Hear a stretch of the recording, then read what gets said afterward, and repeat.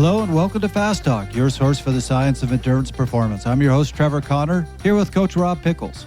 There was a time when communication between exercise science researchers and the people practicing sport, coaches and athletes, was almost non-existent.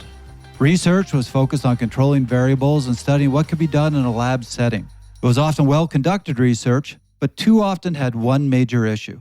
It had no real-world application or drew conclusions that didn't really work out on the road. Likewise, coaches and athletes were the ones seeing the direct result of their training, but too often their solution was based on gut and not any scientific foundation. Great coaches had a good gut, but in many cases, the coach or athlete's gut led to bad places. What we had was a very significant knowledge-practice gap with little interest in bridging that gap. Fortunately, thanks to forward-thinking researchers and coaches like our guest today, Dr. Michael Kennedy at the University of Alberta, that mindset is changing. In 2017, at the ITU Science of Triathlon Conference, Dr. Kennedy pulled together coaches and scientists to discuss how to future-proof triathlon. Central to the discussion was how coaches can help guide research and how researchers can better disseminate knowledge to practitioners.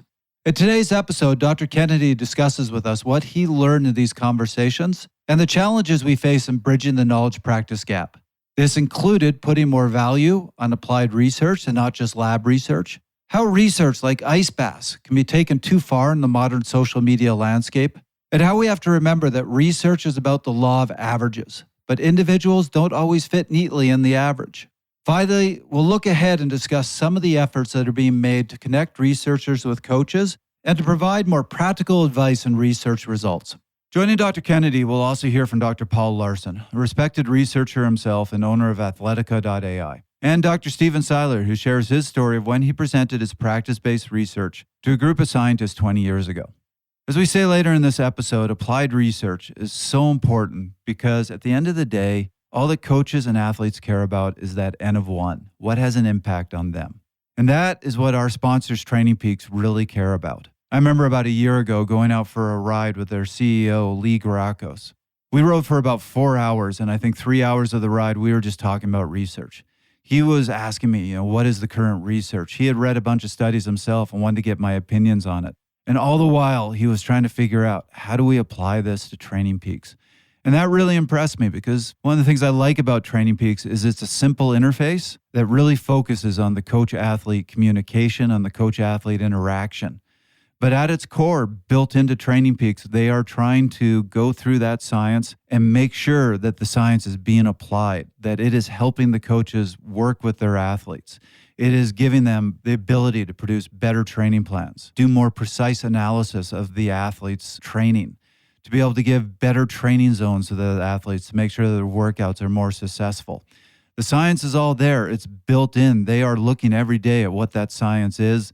They're talking to people like me. They're talking to people like Inigo San Milan to find out what is current, what science should they be applying. But all the while, they're keeping it in a simple interface that allow coaches to really interact with their athletes.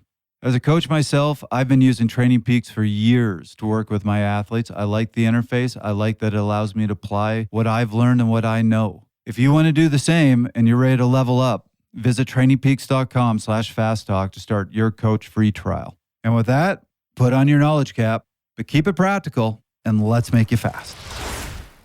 Well, Dr. Kennedy, welcome to the show. I've been looking forward to this conversation with you. My millennial grad student who knows everything, when I told her that I was going to be on your podcast, was so excited. So I feel more important that you have asked me to talk about applied research and sports science. You want to give a shout out to her, let her know, I will, yeah. Sarah Sabo, who's an exceptionally good trail runner and also studies female athlete health and menstruation. So a little bit of history behind this. We were actually preparing for a different episode about triathlon training and discovered your study. This is a study you did back in 2020 and absolutely loved the study. It was unique. It was different. You were doing focus group sessions with coaches. And there was a ton in it that I found really interesting. But there, in particular, I got to page 9, where you talked a lot about this. A lot of research is done in the lab, and sometimes the issue is the researchers don't really communicate with the coaches, and what they're studying isn't really applicable to the real world. So there's this importance of applied research, but sometimes applied research is looked down on because it's not as controlled as the lab. And you had some really interesting thoughts on how we should address this gap. And that's basically what this episode is about, which I think is really important. But could you tell us a little bit about the study and the motivation behind that study? The motivation was partly the legacy of the Science and Triathlon conference we hosted here in Edmonton in 2017. And the final day of the conference, I was the chair of the science committee, so I felt it was important that we try and get these roundtables as part of the conference where we had athletes, ITU representatives, coaches, sports science practitioners, researchers, all sitting and talking about the challenges, issues, and future of the sport of triathlon. And so those transcripts then were really powerful in terms of how we publish them for the Science of Triathlon conference. And then I was talking to a fellow colleague, Camilla Knight, and I said, we should take this further and see whether we can do some more focus groups and one-on-one interviews using qualitative research to really give voice to what was talked about in the roundtables and try and then produce the study that you see as a legacy of what we talked about and some practical recommendations as to how research and innovation can drive health and performance in triathlon. What I really enjoyed in the study was you pulled all the different opinions together into these 5 main themes that you saw in these conversations. But throughout, you had quotes from athletes, from coaches, really, I thought, really perceptive and interesting quotes that showed their perspective on how, where triathlon is going, how the research plays a role. Just gave it a different flavor, a perspective that you don't often see in other research studies. Yeah, and I think that is exactly one of the key benefits of qualitative research. For example, both of you, it resonated with you. You heard those quotes that prompted you to reach out to me. We're having this conversation. And I think that is truly one of the most powerful aspects of how qualitative research can affect the perceptions, behaviors, and ideas of individuals who are then reading it. So something I want to dive a little bit into, and sorry, this is where we're going to get a little bit spicy. You mentioned in your notes leading up to this that right now you're seeing a lot of punditry in the research.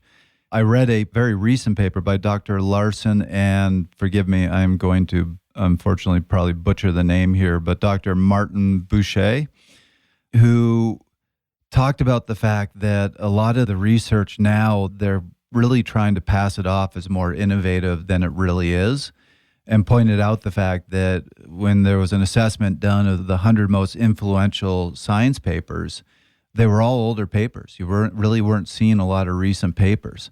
So I'm interested in, you kind of touched on this, they touched on this, what's going on with the research right now and why it doesn't seem to be as innovative and influential as it used to be.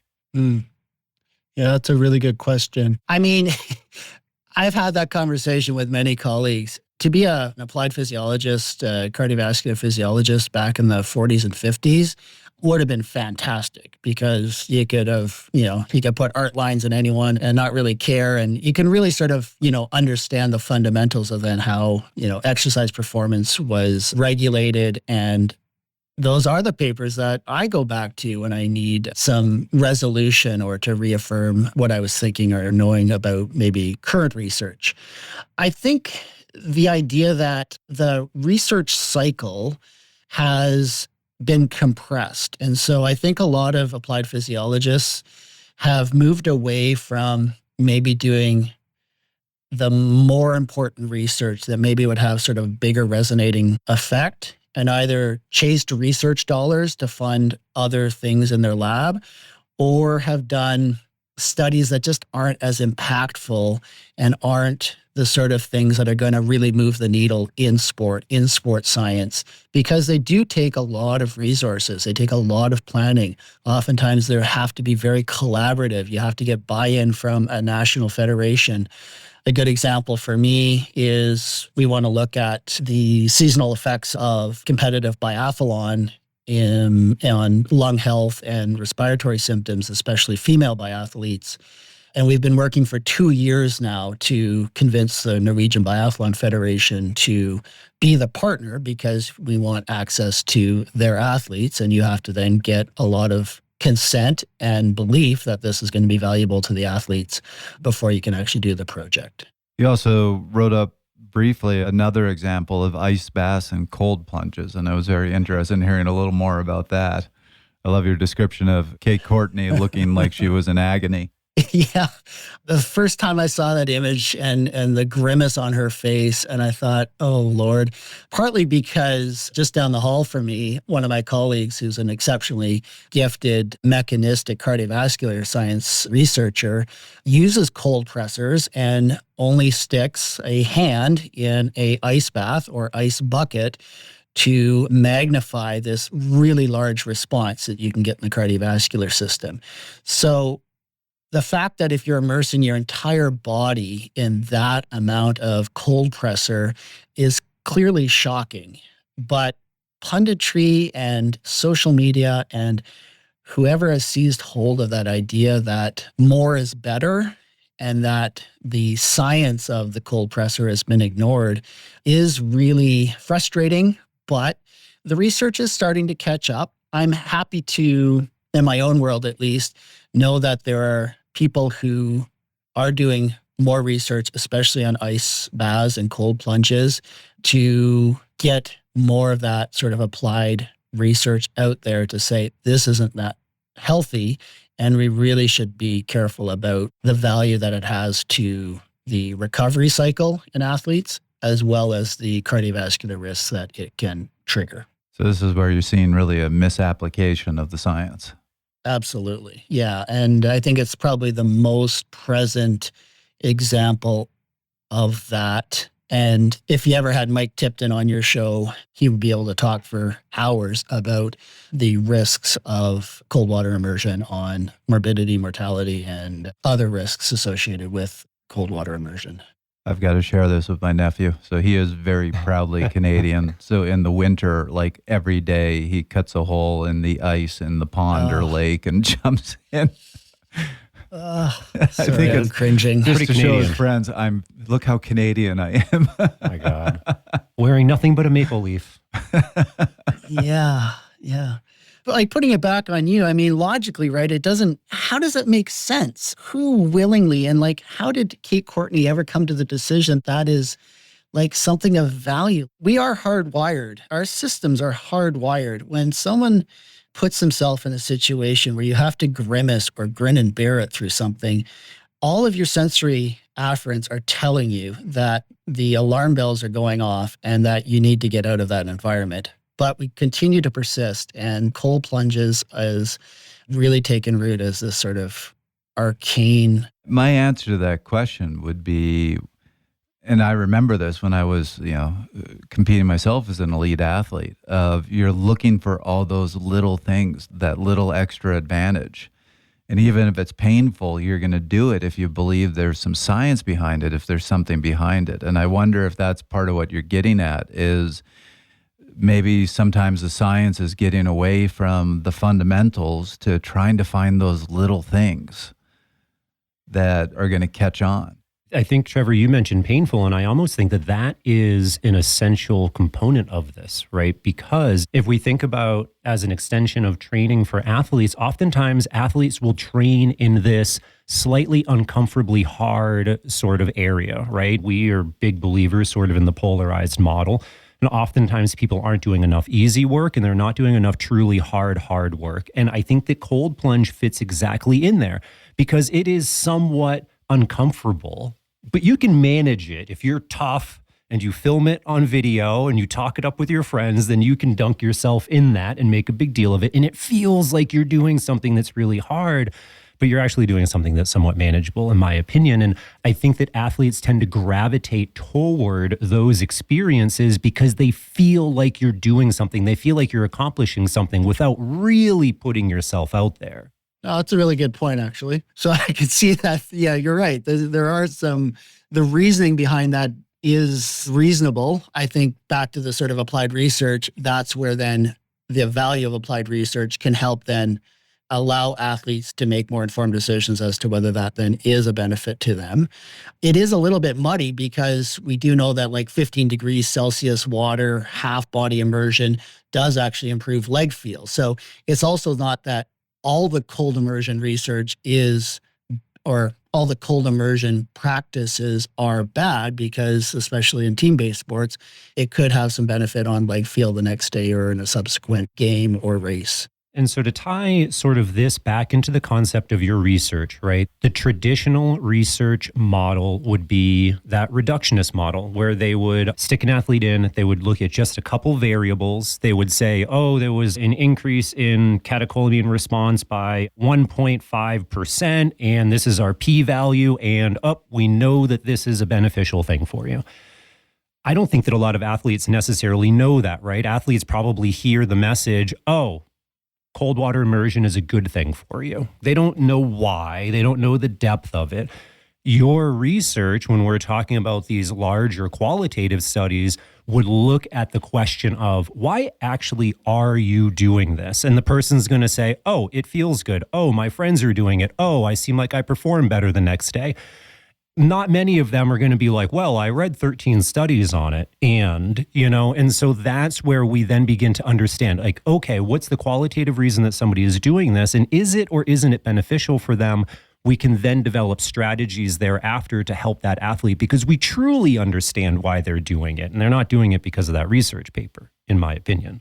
No, actually, it's a really good point. And I think ties back to why the qualitative research, in my mind, even as an empirical trained scientist, does resonate. And some of the research I've done now in lung health using qualitative research has generated significant knowledge mobilization, some significant collaborations with other researchers around the world, and has given voice to why athletes, in this case, put themselves into these extreme cold environments and make decisions to race in environments that they know are going to potentially acutely and long-term damage their lung health. I'm kind of loving this conversation because Rob actually hasn't been on the show as much lately because he's been off running a couple research studies right now, which he is up to his shoulders in and heavy into the research. And you can just see the passion in Rob talking about research. Oh, yeah. So I almost feel like I should just let the two of you talk about this and I should leave the room. But well, if you want to leave the room, I can make one more point.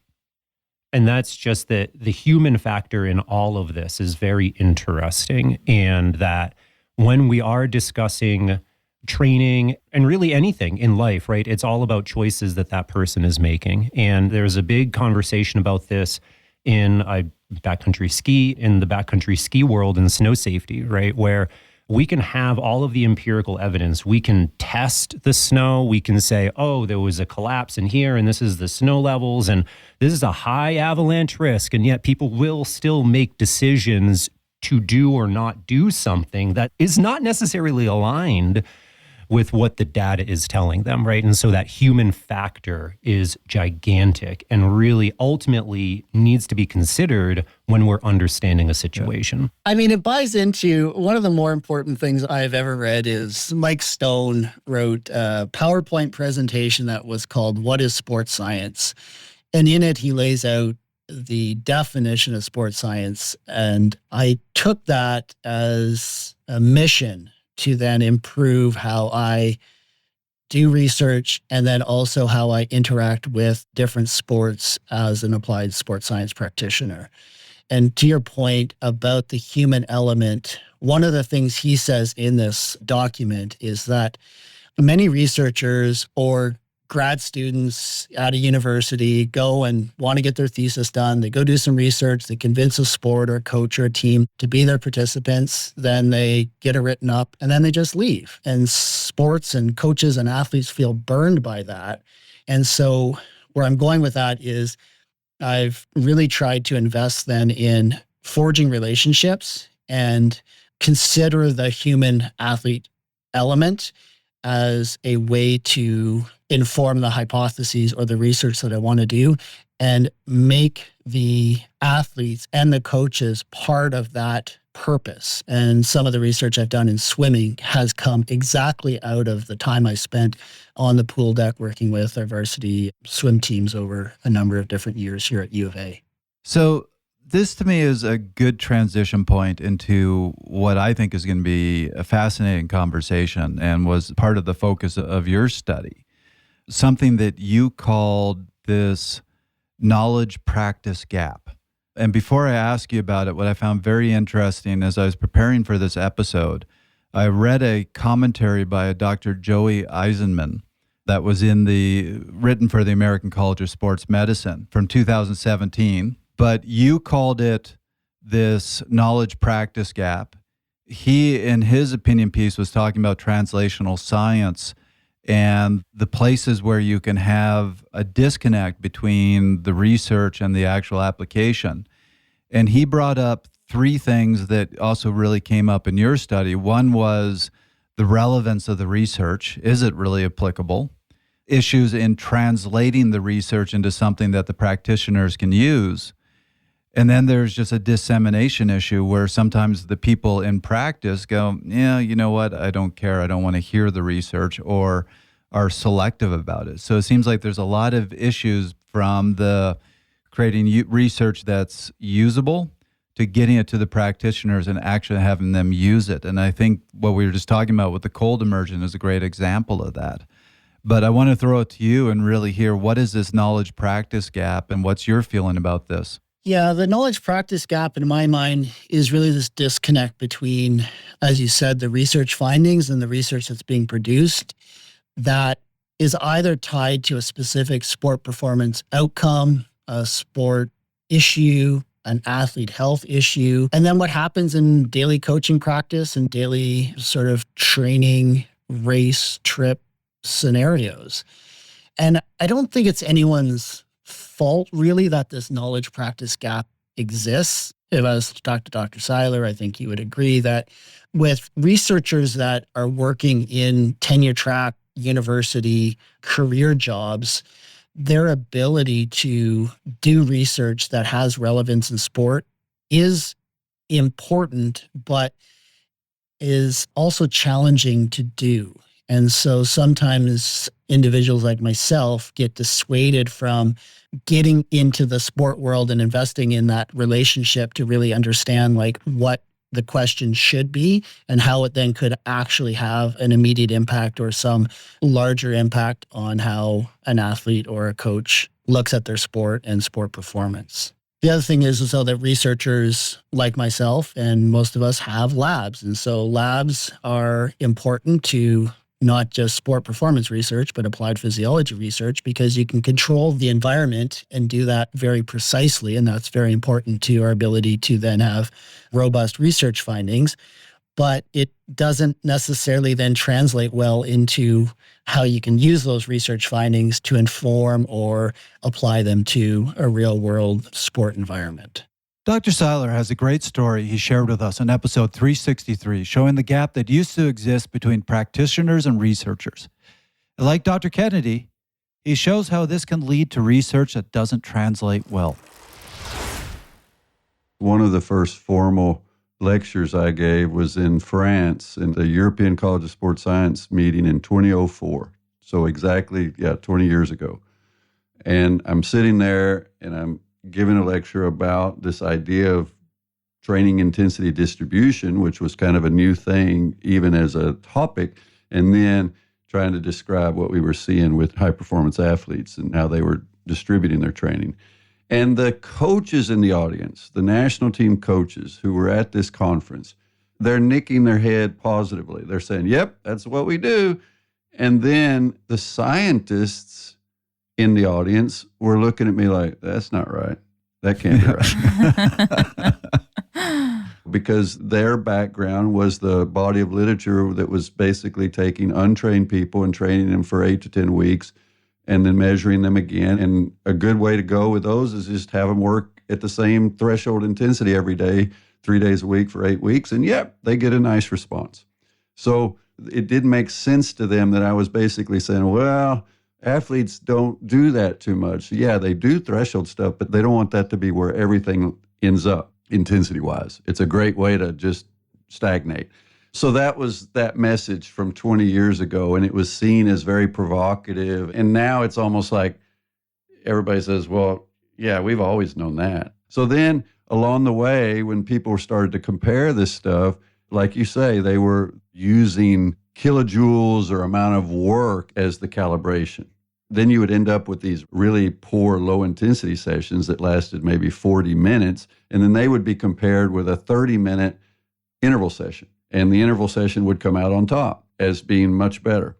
And so then I said, well, yeah, but that's not how athletes train. If they train at a low intensity, they're not training for 40 minutes. They're training for 90 minutes or 2 hours, or if they're cyclists, they may be going for hours.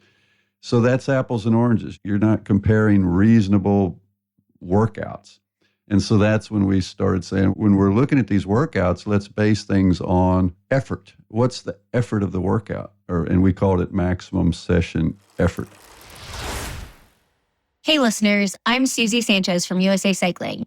If you like what you hear on Fast Talk Podcast, you're the kind of coach we want as part of our certified coach program. Fast Talk Labs is producing 50 courses on physiology, training, athlete management, and the business of coaching, all for USA Cycling coaches. Visit usacycling.org/coaches to learn more. So I have used this study multiple times on this episode as an example, but talking about the relevancy side of it. I think one of the best examples I ever saw, and I wish I could remember the exact title of this study, but it was a study that basically, the title said, long, slow training isn't as effective as interval work in adapting athletes, and was really pushing for you should just be doing interval work. But when you read the study, as you'd expect, being in the lab, they controlled for the amount of work that was done. So the athletes for the interval intervention did a 22-minute workout with intervals. But then for the, quote, long, slow distance, they did 42 minutes at a lower intensity to get the same amount of work. And any practitioner would tell you, that's just a recovery ride. You want long, slow distance, you need to be, and this was with cyclists, you need to be out there 4 or 5 hours.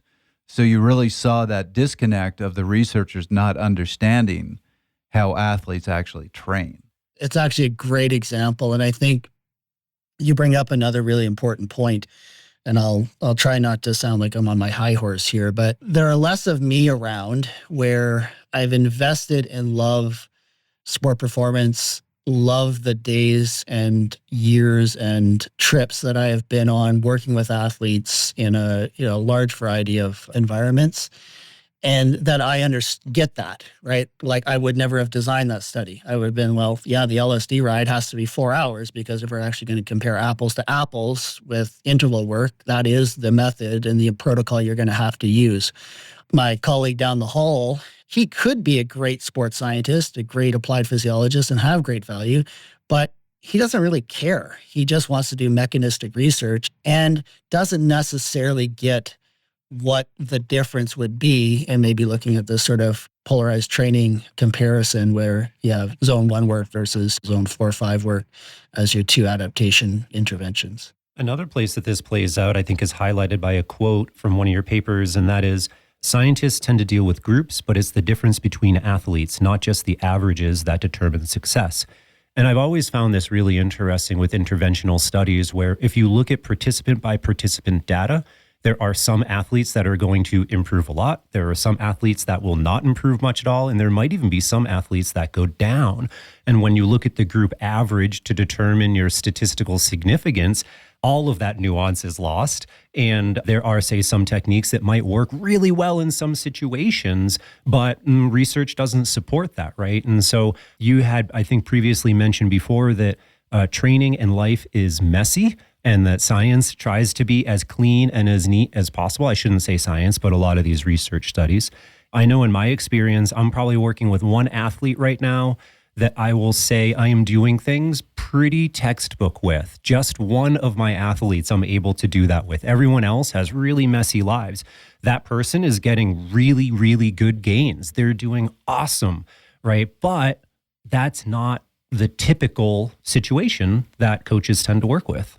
Yeah, it's so interesting you say that because I've really invested in my lab now having undergraduates as part of the research experience and trying to get them more exposure to the research, sports science research that we do. And I've also made it a goal to recruit as many female undergraduates as possible because I really value that we need to have more female sports scientists and researchers working in this area. But the Canadian Society of Exercise Physiology abstract deadline for our annual conference is coming up mid-May, and 3 of my undergraduate students want to submit an abstract. And one of the things that we've done, and I've now asked all of my students to do, is exactly what you said, is do the spaghetti plots of the group change so that you can actually see whether everyone's going up, whether there's some outliers and a couple are going down, and so that you then can have a more precise conclusion and discussion about what the actual intervention meant on a person-by-person basis. And I have always valued that, and that has been reinforced with the process in terms of working with the data sets we have with these undergrads. And for one of them, it just happened last week. It was like this light bulb went off for her. She just was like, oh, because I said, I want you to plot over time. It was a pre-post intervention, like what happened on a group by group or on a person by person basis.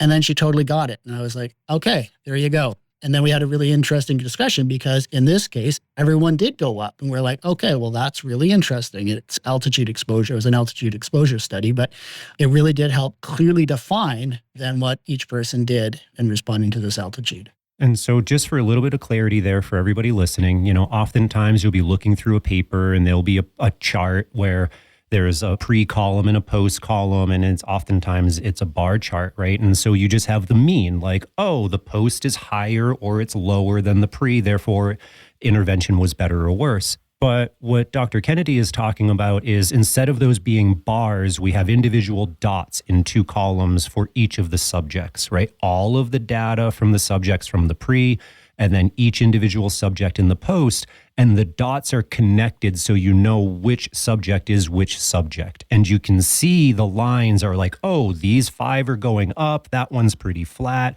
That's how we're looking at the individual data and whether or not the intervention was effective for that particular person. Exactly. And one of the best ways to sort of illustrate how important that is with what we would call the maladapters or the slow adapters. So just in applied physiology and exercise science, we know that different people respond or need different amounts of overload to see adaptation occur.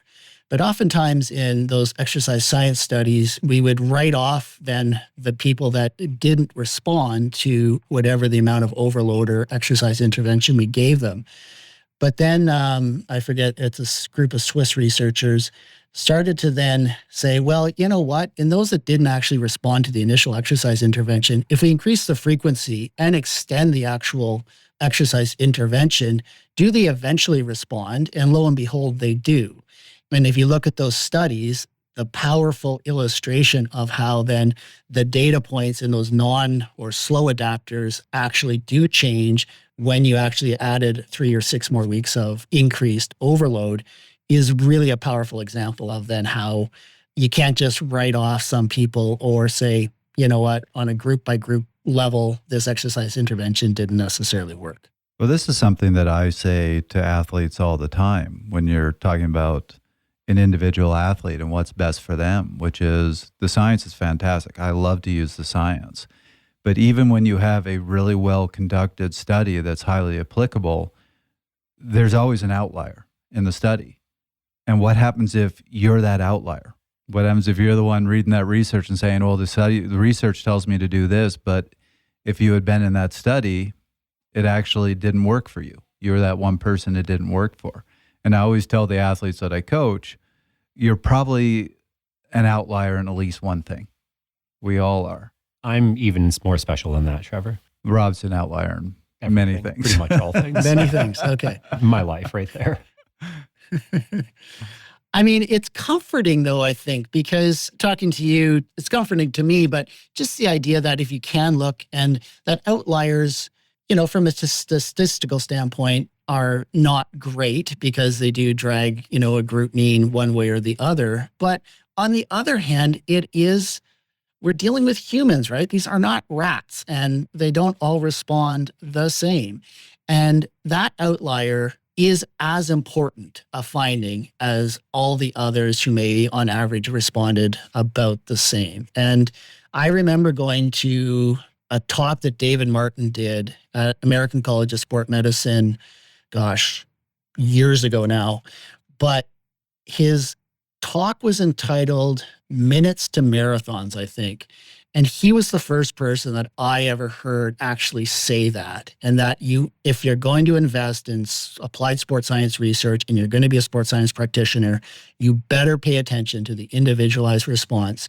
And that should not dissuade you, but empower you to do then a better job of individualized exercise prescription and understand that every athlete is different and will have different responses to training interventions. I can't remember who I heard this from, but one of my favorite expressions is, in science, an N of 1 equates to a poor study. So for our listeners, N is the number of participants you'd have in a study. And so you have no power in the study if you just have an N of 1. But you as an athlete, all you care about is an N of 1. Exactly. Yeah. And when I was preparing for this interview, it did trigger me to think about some of those single subject designs and papers that have been published on a single athlete. And one of them that I have used so many times, and a number of my graduate students have used, because a couple of the psychobiological measures they used in this study are really important. And so the title of the article is An Elite Endurance Athlete's Recovery from Underperformance Aided by a Multidisciplinary Sports Science Support Team. And that article, although it's an N of 1, has had so many implications, not just in my own life, but I know in others, because it got published and it showed the journey of this athlete from underperformance back to recovery.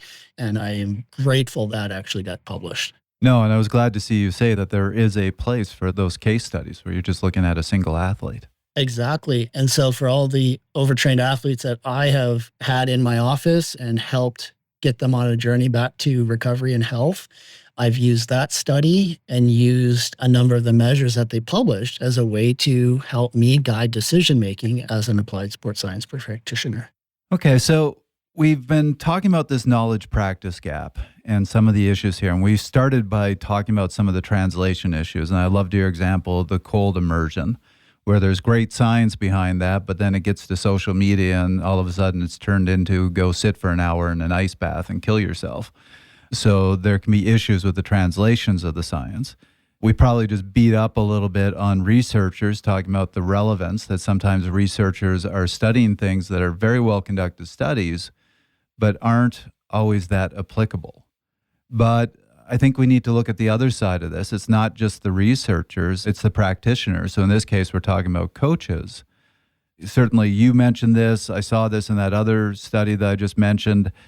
You see issues with the coaches being able to take the science and apply it. Brought up a couple examples of either they don't have the training in the science to be able to interpret the research, but more importantly, sometimes you see coaches say, I don't really respect the science. I'm going with experience.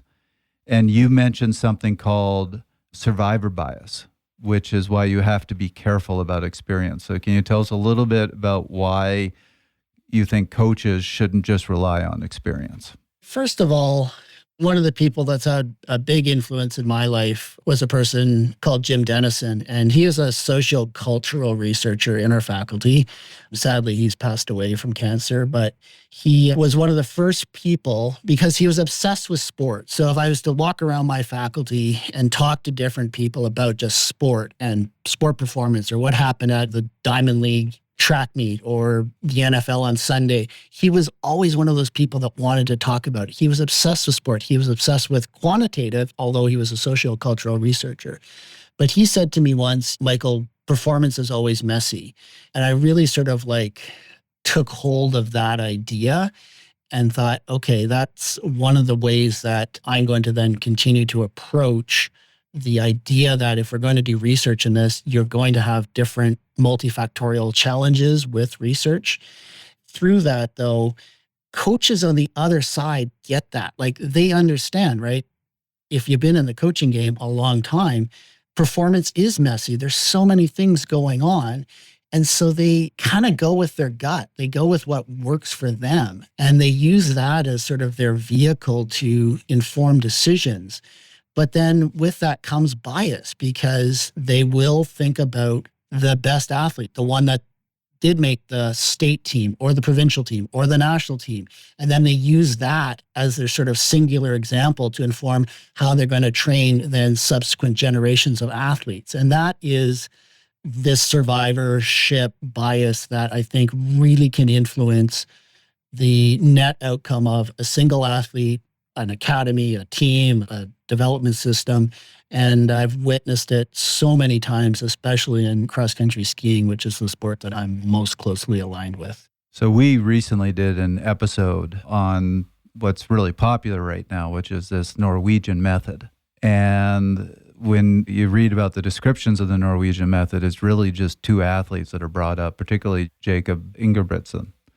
And that, to me, is a great example of this survivorship bias. You have two athletes that have done amazing with it, but the question is, how many athletes have tried it and burnt out or didn't go anywhere? That's what you need to look at. You need to see what has been the success over many athletes versus just focusing on one athlete who's done really well with it. Yeah, and the Norwegian method in my lab and the athletes that I talk to and coaches I talk to in the local communities, I often bring that up as this really powerful example again of using maybe the concept or the training principles associated with the Norwegian method, but not taking lock, stock, and barrel what's actually being done. Because let's be honest, 85% of anyone's potential performance in their lifespan is determined already by their genetics. We can't recreate another Ingebrigtsen by just training them and giving them that sort of fantastical idea that, you know, they can do what these exceptionally gifted athletes do, and then can tolerate with this very different genetic profile or locomotor profile. And that is a really good example. One example that I use in my first year biology of fitness course with our first year undergrads is another example of that. It's the study that published Merritt Bjorgen's training logs. And so it's entitled The Training Logs of the World's Most Successful Cross-Country Skier. I show it to illustrate some of the training principles that are within the paper when I'm talking about training principles. But I also give the students this sort of word of warning where it's like, what can you learn from this from an overload perspective? What did Merritt and her sports science team do that sort of then changed how she continued to accumulate gold medals and podiums over her career? But if you give that to the average bread and butter master's athlete who's an engineer, a physician, or a lawyer, they somehow then just translate suddenly, if I'm doing 400 hours a year, well, you know, Merritt did 800 hours a year, so that's what I'm going to do the next year. And that inevitably then leads to tragedy, to be dramatic. One of the worst examples I ever saw of this was a friend of mine who was trying to become a competitive marathon runner. And she was very talented, but she got her hands on the training plan of an Olympic medalist marathon runner and started doing that plan. And she came to me, she was completely cooked and had a marathon coming up and asked me for help. And I was like, yeah, rest. Yeah. Doing nothing is the best thing you could do right now. Basically, and it killed her, but I had her rest for most of the time leading up to this marathon. She rested enough that she was able to go and have a good marathon. But then she went right back to following that plan. And ultimately, she destroyed her thyroid. She now has a condition that she's going to have to live with the rest of her life because she was trying to do a plan that she just wasn't ready for. It pains me. You could probably see the pain on my face. I mean, the number of cross-country skiers I know that have thyroid dysfunction, all female, because of overload and long-term dysfunction in their endocrine health is staggering. It's an epidemic. Now, To your point though, like back to the training principles, one thing that I don't think coaches or we maybe need to do a better job of, and I say the royal we, is using training principles as a vehicle to help coaches make better informed decisions, and that the research we do incorporates some of those training principles as a core application or outcome of the research that you do. A researcher who's been very focused on principles is Dr. Paul Laursen. Before we dive into our solutions for bridging the knowledge practice gap, let's hear Dr. Laursen talk about a program he was part of that was focused on bridging that gap.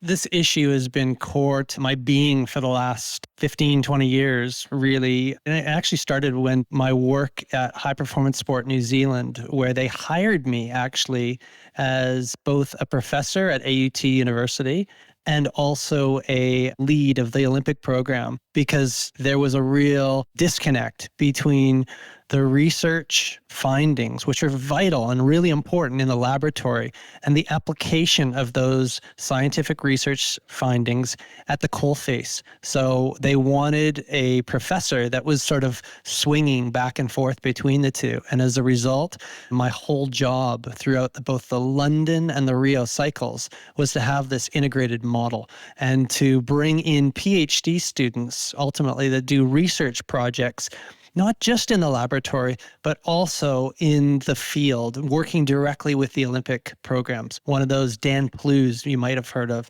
So Dan Plews was working within the rowing program, and he pioneered ultimately the application of heart rate variability and its usefulness, its utility within athletes, in discovering models that are actually used for that. And there's many other different examples, but this item is just so vital. We have to have a little bit of both. Both are important. Both field research and also the laboratory research are vital to us understanding, because at the end of the day, context rules over the content, but we can still take the learnings, the fundamental principles that we learn in the laboratory, and apply those ones in the field. I remember a respected exercise physiology researcher criticizing publicly Dr. Seiler, saying all of Dr. Seiler's research was based on looking at what top pros do. And if it wasn't done in a lab, then it isn't real. That was literally his criticism. So I was wondering what your response to that is. I disagree. And I think that the sensors are getting better and better. Take the power meter, for example. Like the accuracy of the SRM power meter and others are well established, both in laboratory and then also in the field. I definitely see in this era of what I like to call sports science 3.0, we're seeing the laboratory move slowly into the field of research. We're only going to see this improve and get better and better as we go, with sensor technology getting better and AI getting better. So yeah, I think that there was a time for that comment, but I think the goalposts have shifted. Coaches, are you ready to bridge the gap between cutting-edge sports science and your athletes' daily training? Training Peaks helps you personalize plans, track progress with precision, and ensure every workout is optimized for performance. Move beyond guesswork and elevate your coaching on a platform designed for expert guidance. Ready to level up? Visit trainingpeaks.com/fasttalk to start your coach-free trial. So, I could continue with this conversation for hours because I love the research. This is a fascinating conversation. But I think we need to shift over. So we've described this knowledge practice gap. What are your solutions to this? How do we make sure that practitioners and researchers are communicating well and that we're producing research that is highly usable, highly applicable, and that the practitioners, the coaches, are using it correctly? What are some of the solutions that you've identified? I think one of them is just resources, and funding more sports science research is paramount to giving researchers that are invested in sports science research and sport research the latitude and time to build the relationships with the sports that they want to work with, by having the adequate resources, doing it so that the researcher feels like they can do something that actually is impactful, or more impactful than maybe kind of rushing things so they can get that on their annual evaluation, thinking about sort of like their career and their sort of university job. On the flip side, I think coaches need to be braver. And I think you're a very good example of this, though, that you clearly invest in having researchers and academics on your show. And there will be some coaches that are going to listen to this and kind of go, you know what, I'm going to reach out to someone maybe at my local university and maybe see whether I can just go and have a coffee with them and talk to them about sort of some of the things I'm struggling with, and be brave in that way of putting yourself out there, and that's really effective professional development. One of the other things, and the coaches that will be listening to this, I might get some hate mail, but some of the coaches I know really say maybe they're professionals, but they don't really act professional the way that other professions do. And that can be for a host of reasons, but those are kind of excuses as well. If you're going to be a full-time coach, you got to invest in your PD. You got to get out there. You got to keep that as a sort of present mission for how you are going to improve your ability to improve your athletes' performance, keep them healthy, and improve the overall performance maybe of your team or academy or whatever it might be. Yeah, I think that this sharing of information is a big part of what you're talking about, right? Is really important. And I'll encourage everyone to share the information in two ways, right? And information is a two-way street. I love that Trevor and I have the opportunity to get on the airwaves and to send information in one direction. And I love that people are taking that information in. But I want those people that are listening now take that information and go to somebody else and share it with them and take their ideas in and give them your ideas and get this two-way street flowing. Because what I've found is, one, explaining things to people helps your understanding immensely. But two, also taking in a counterpoint of view or putting yourself out there a little bit. And then somebody is like, well, no, actually, I look at it this way, can ultimately reinforce your beliefs. And sometimes it is belief, let's be honest, about what is the best thing to do. Or maybe you have somebody that has had a situation that's different from your situation and you get to learn the depth of the information. You know, again, we can take this sort of conversation that we're having around research, but we can also apply that same to our own knowledge gain. Absolutely. And, you know, as I was prepping for this conversation, just like as a bold recommendation, I mean, we could use your platform as a clearinghouse of that exchange mobilization. It could be as simple as having a Dropbox where coaches write in and say, you know what, this is what I'm struggling with. Are there any research out there that can help me out with this, either just from an advice standpoint, or do some research with me, or connect me with someone in my community that maybe could help me do some research? And there are enough applied researchers out there across not just sort of the physiology, but also the psychobiology and the psychology and the other domains of sports science that do love sport and want to contribute. And that exchange mobilization clearinghouse, maybe it starts here with you two and creating something where that exchange of ideas can happen more effectively. If we could help with that, would love to help with that. So, well, that's inspired me then. Really has, actually. No, I mean, absolutely. It's such an important thing. And if we can be even a small part of helping make that happen, that would make me feel really good. Because, I mean, as I said, that's what I read in your study. And immediately it made me say, oh, we've got to reach out. We have to get you on the show, because that's what you did. You pulled researchers, you pulled coaches, you pulled practitioners, athletes together and said, how can we work together? What do you need? Where are the disconnects? And it was just such an informative study. And as I said, the quotes that you put in there, just hearing what they need, hearing their opinions was just, you know, I've read thousands of studies, and it was the first time I was hearing some of that stuff and going, those are really good points. I'm glad somebody's finally expressed that.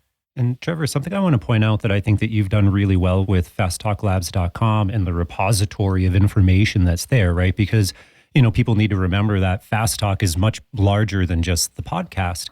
And that content that's on fasttalklabs.com, some of it has been created by you, some of it has been created by me, but really a lot of it has been created by other people. Most of it, 90% of it, is the large universe of voices that we have out there that have contributed to this fasttalklabs.com library. And I think that's really important, because if it's just me and it's just you, then it's sort of an echo chamber. It's the same message bouncing around a room 100 times, and nothing changes and nothing new is brought in. So that has always been the vision with Fast Talk. Appreciate it. And I just found out today that we're doing in-content ads for Fast Talk Labs. So check out fasttalklabs.com. Rob has got the perfect voice for that. He does. It's very good. The last thing I'm going to point out, because as I said, I looked for other research in this and I found editorials, and one that was very encouraging to me, again, 2017. This is the International Journal of Sports Physiology and Performance, where the editor wrote just a one-page piece on this and said they really welcome applied research in their journal, and made recommendations like, we would love to see in studies an application section. How is this applicable? And the other recommendation that you brought up is getting researchers to work with sports organizations so that they can be talking with the athletes and the practitioners and learning what they need. Absolutely. I'm inspired by having this conversation again to reinvest in reaching out to some of the coaches in triathlon and cross-country skiing and having that conversation again, because it is so important to end a research paper with the application section. Like, what does it mean? And the British Journal of Sport Medicine, I think, does that really well, where you have to write a very specific, what does this mean, typically to the sport medicine or to the physician, because it's a clinical journal, but what does this mean to clinical practice? And I think we need to hang on to that point when we think about applied research in sport and sports science. Well, I hate to say it. I would love to continue with this conversation, but we've hit the hour mark. So I think it's time to start wrapping things up. So we generally finish out with a question for our forum. I had a question, but I'm going to change it. Whoa. I'm inspired here too. So our question for the forum, anybody out there, if there are things that you need answers to, whether you're a coach or an athlete, things that you haven't seen in the research that you would love to see be studied, go to our forum. We'll put up a forum section for this and put in what you'd like to see. I'm very interested in seeing what everybody's interested in. And then they can compare to our potluck and see if their responses are the same as ours on the Fast Talk team here. There was no, just with the potluck, no. Dude, I got to plug stuff.